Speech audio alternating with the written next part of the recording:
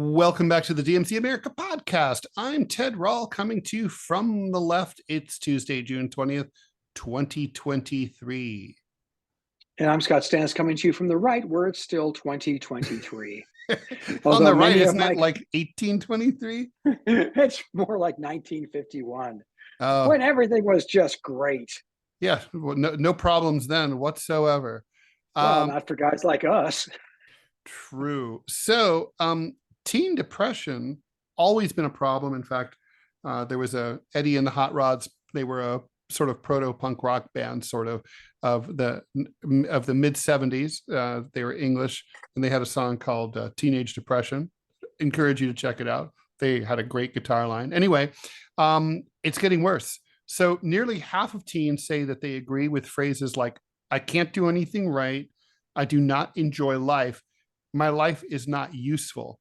That's about twice as many as did 10 years ago. Psychologist Dr. Jean Twenge told the New York Post, these are just staggering numbers, enormous increases. Parents are rightfully very concerned about their children's mental health. This University of Michigan poll, which was featured in her book, which actually I've just ordered because it sounds really interesting. Generations, the real differences between Gen Z, millennials, Gen X, boomers, and silence, and what they mean for America's future, is just the latest startling revelation about youth mental health. Rates of teen anxiety and depression continue to grow. Scott Stantis, please try to guess the number one cause, according to her. Of depression? Of rising rates of depression. Oh, shit, that's super easy. It's social media. Absolutely. Bing, bing, bing, bing. Increased massively since the mass popularization of the smartphone in the early 2010s. So, yeah, it's funny. I was thinking about this, talking about this on my Sputnik radio show earlier today. And I was thinking, man, childhood you're like more of a child of the late 60s kind of, and I'm more of a child of the mid 70s. And those were the 70s. I can't speak for the 60s, but the 70s were a rough time to be a child. I mean, they were. You think so? Well, yeah. I mean, they still had corporal punishment in public schools.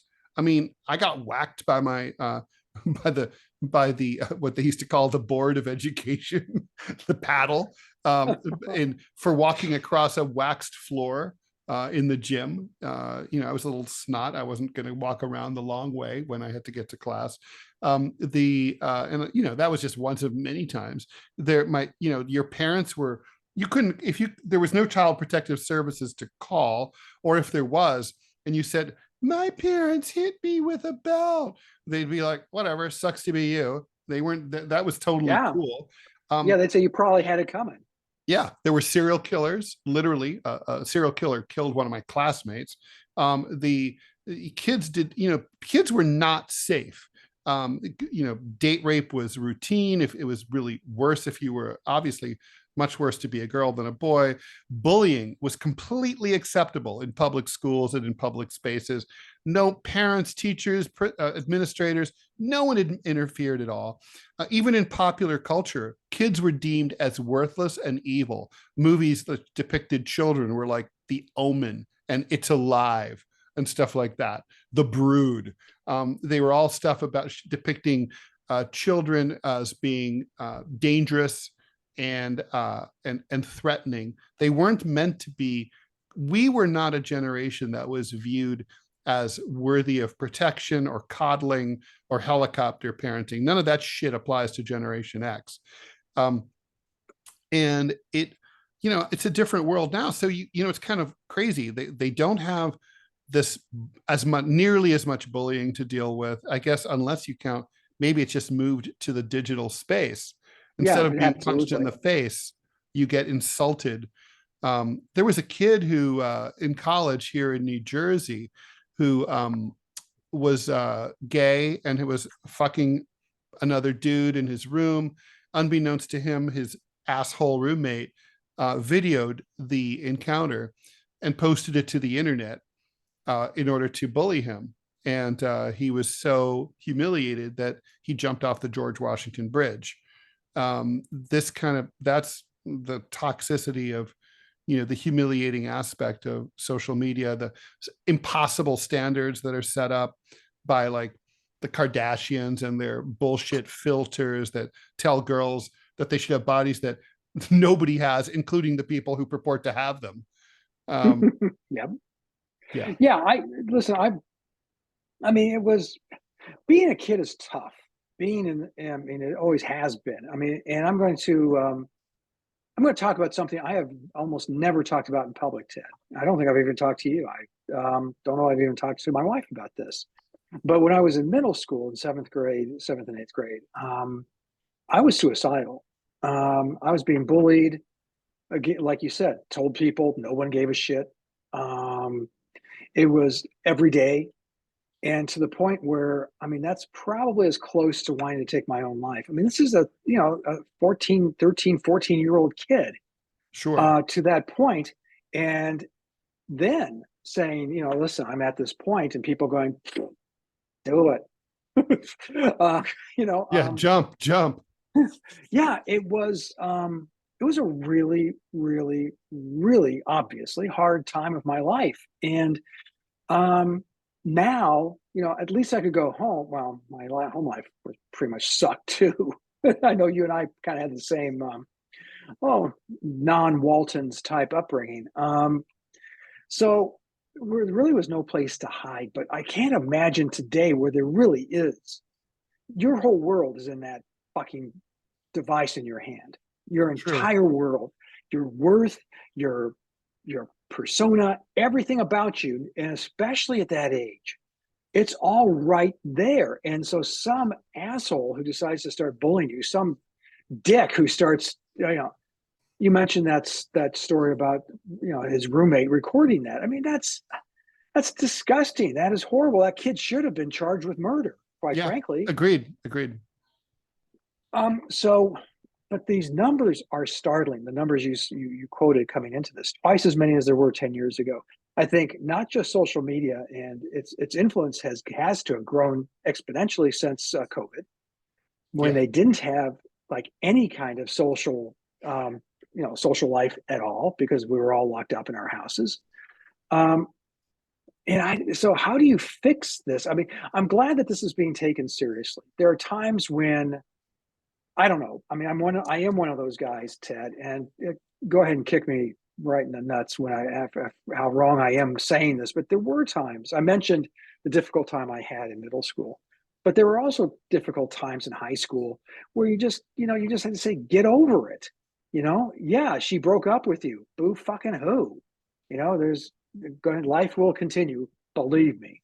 And True. shockingly, it did. But as a kid, you don't believe it, and you don't. But I. So I'm wondering, is there a balance here? Is it first off? My first question to you, Ted, is: what do you think this is an overreaction by a very sensitive generation? Well, I mean, children need to be protected. Young people are obviously being subjected to stressors that they can't deal with. So instead of blaming the victims, as a society, we have to look at ourselves and say, look, we have a problem. And even if the answer to that problem is sort of a right wing, let's toughen these kids up. They need to, grow a thicker skin. Well, then that's still on us, right? I mean, neglect and just turning turning to another direction and just saying, well, you guys are pussies, grow up, grow a pair or whatever, you grow a pair of ovaries, whatever, get real. That's bullshit. That's not an answer. You have to do something. You have to, you have to say, look, the first step is admitting you have a problem. We have a problem, and we have to admit that we have a mental health crisis in this country that's, across all age groups and all races and all demographics. But we also have this specifically about young people, and if it's a combination of like teaching them how to roll with the punches and how to ignore criticism and insults, and also how to police them as a society. And I don't mean like necessarily through the police, but more like, self-policing, like basically, like if that guy's roommate thought that everyone would hate him as a result of posting that video in his peer group, he wouldn't have done it.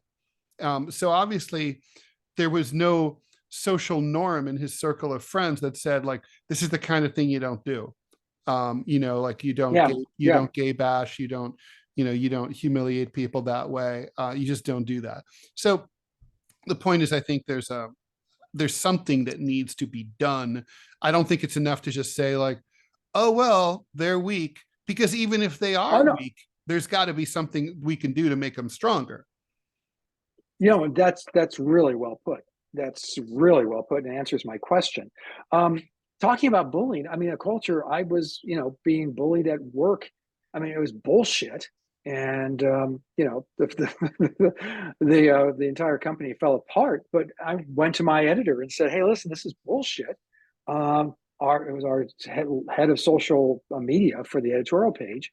I said, this is bullshit. This happened, this happened, this happened. I enumerated. He said, well, that's too bad. Just man up. Like, well, what? Come on. I mean, this is, first of all, as a subordinate of his. He could have like called her in the office and said, knock this shit off.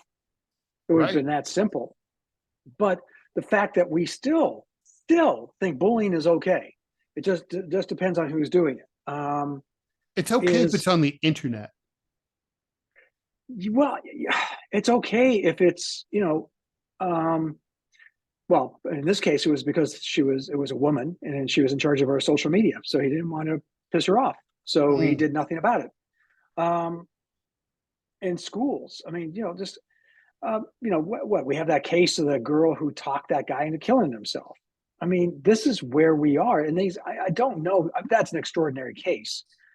Um, I don't know that the case of the college student, secretly taping his roommate having sex was unusual. I have to believe that that's probably pretty common, actually.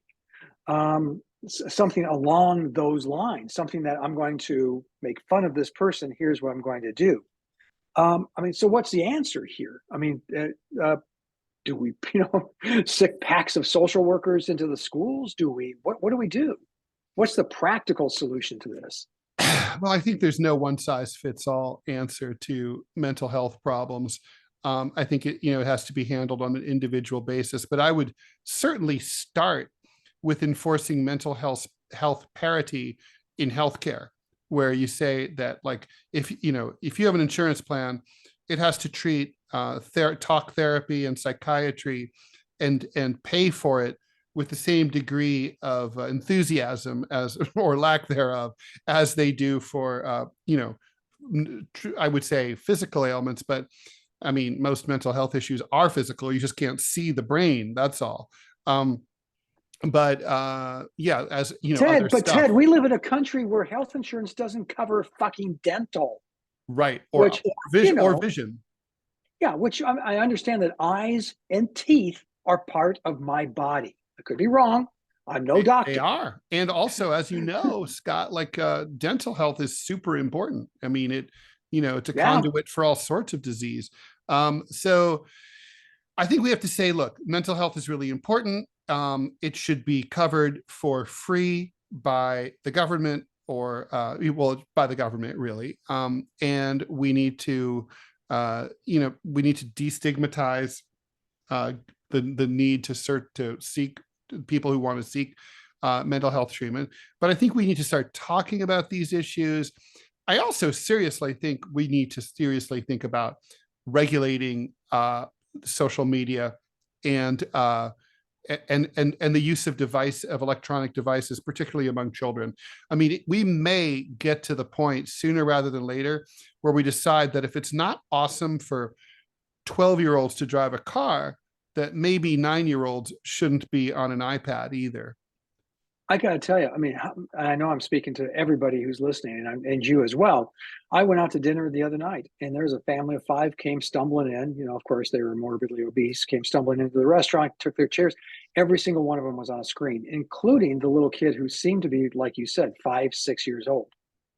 Mm-hmm. You know, that's where we are. So you're right. They should not be subjected to that. And you could And make it have, illegal. It could be like, it's illegal. Like, you know, a parent who gave booze to their 6-year-old would be arrested. You know, I mean, why would you give yeah, an iPhone to a 6-year-old? drunk toddlers are pretty hilarious, though. I just want to go on record as saying this. I am I'm not going to kidding. ask I'm how you know kidding. that, except I know the I'm answer. kidding. You live in Alabama. Of course No, you well, know that. even then we didn't. No, but I'm kidding, of course. Oh, good. But Oh, you're good. right. Yeah, why would you give? Yeah, you wouldn't give the car keys to a 6-year-old. Yeah, and I think we have to start viewing these devices as dangerous because, like, for example, even if you just look at it from a, you know, really base perspective, like, you know, the like pornography.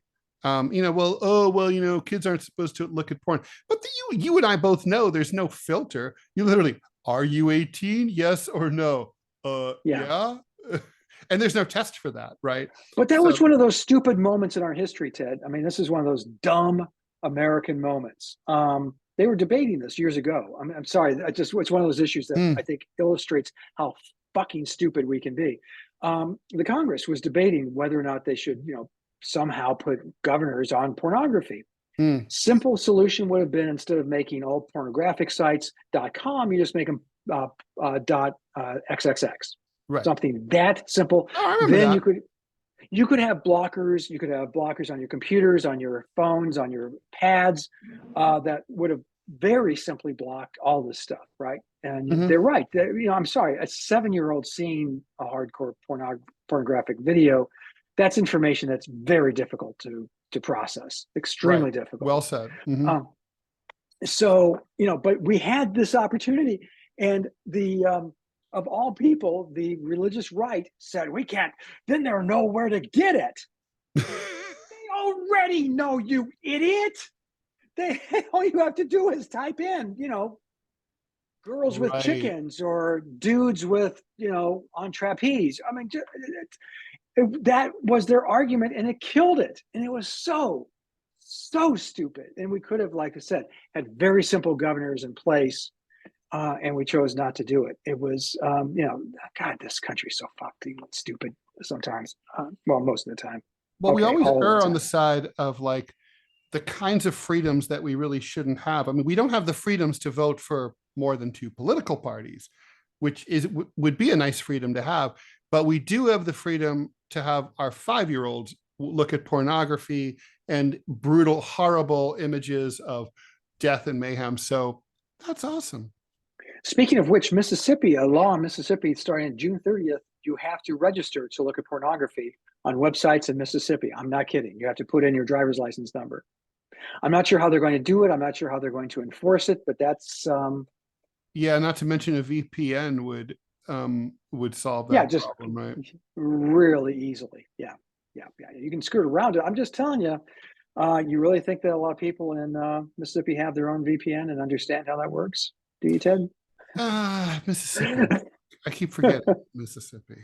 Yeah. Mississippi is considered by many to be the Mississippi of the United States. Yes, yes, indeed. Although not for much longer to come full circle. Yeah. They might be gone.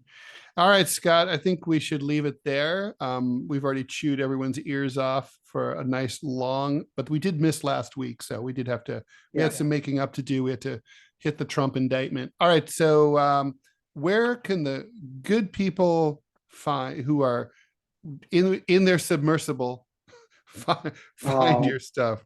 by the way, real quick on the submersible thing, it really Mm, freaks me out. First of all, because yeah, what a what a way way to to go. go.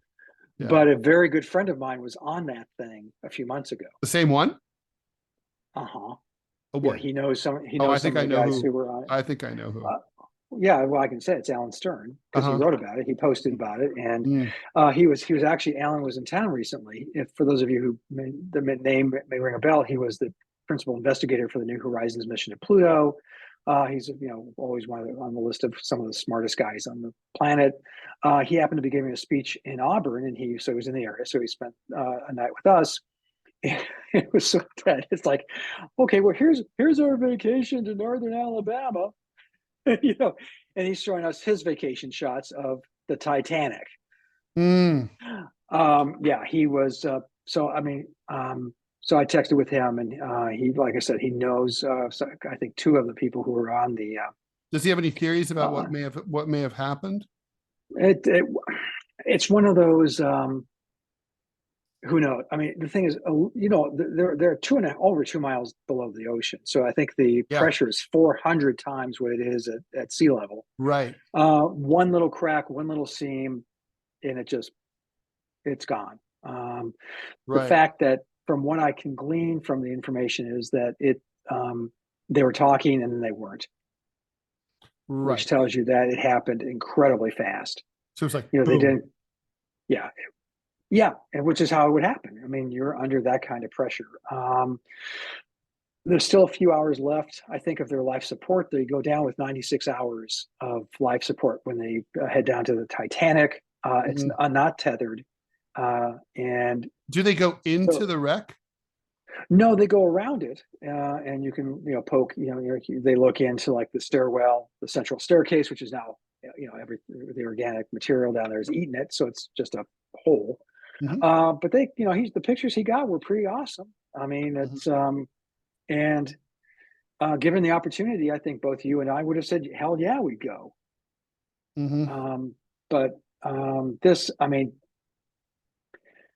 who knows? There could be a miracle. They could find, but here's the problem. If let's assume for a moment, Ted, that they hear, someone knocking on the hull. Yeah, What are they going to do? yeah. There's nothing they They, can do. I mean, it's kind of like they're like, I mean, how could a rescue work? I mean, it's like unless it's entangled in something, and it's like, okay, so there's some way to free it. That's the only possibility. yeah, But then and why would that's not the communications be down? right. Exactly, exactly. So even like I said, even if there was some miraculous way someone survived this, they can't get to them. They don't have the machinery to do it. Yeah, yeah. Oh well. So, All right. So Scott, where can people find your wow, stuff? this may be the saddest DMZ America we've ever Maybe, had. maybe.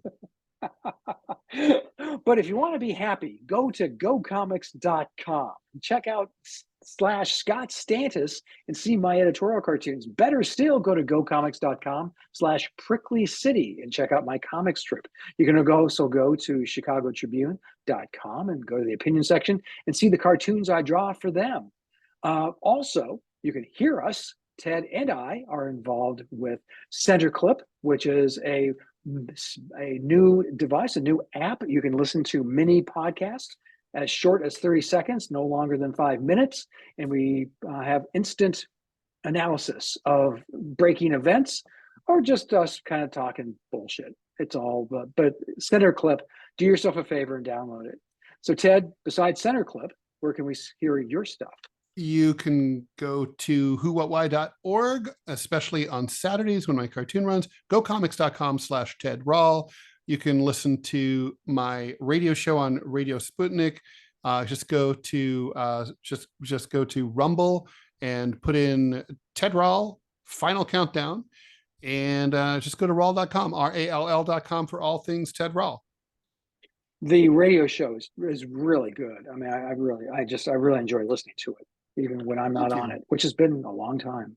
Well, Just throwing it out there. don't worry. I literally pitched you for tomorrow, so we'll see what happens. All right. Okay. Okay. And by the way, I'm heading out to Salt Lake City. So if you guys have anything, if you know anything about Salt Lake City, go ahead and DM me. I'm sorry, I hear on there's a Twitter. salty lake. There's a very salty lake. They actually have my favorite bar in Salt Lake City. There's a lot of really good restaurants and bars and music venues in Salt Lake City. You would not Yeah. think any of these things to be true, but it is true. So there you go. It's So a if good you have city. any suggestions, DM me through. I'm at Scott Stantis on Twitter. So I'd love to hear any suggestions you may have. Excellent. Thanks, Scott. Always a pleasure. And we will be back next week. Thanks for listening. Woohoo! Bye.